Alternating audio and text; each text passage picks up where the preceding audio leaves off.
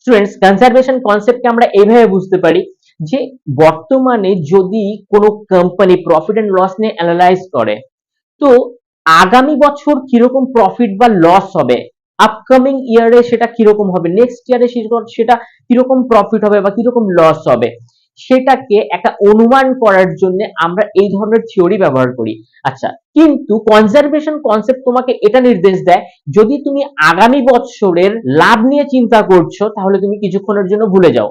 তুমি কিছুক্ষণের জন্য ভুলে গিয়ে শুধুমাত্র আগামী বছরের লস কিরকম হবে, কি সেই সম্ভাব্য লস এবং লাইবিলিটিসটা নিয়ে চিন্তা করো, এবং এটাও চিন্তা করো কিভাবে তুমি তার সম্মুখীন হবে, কিভাবে তার সামনা করবে, কিভাবে সেই লসটাকে সম্পূর্ণ তুমি মোকাবেলা করবে। এই যে টোটাল থিওরি, এই থিওরিটাকেই বলা হয় কনজারভেশন কনসেপ্ট। মানে company should anticipated loss and liabilities, not should anticipated the profit. So that is why company should be recorded only anticipated loss, not anticipated profit. So company কে বানাতে হবে একটা provision for loss and liabilities। তো সামগ্রিক ব্যাপারটাকে আমরা এইভাবে interpret করতে পারি। Thank you.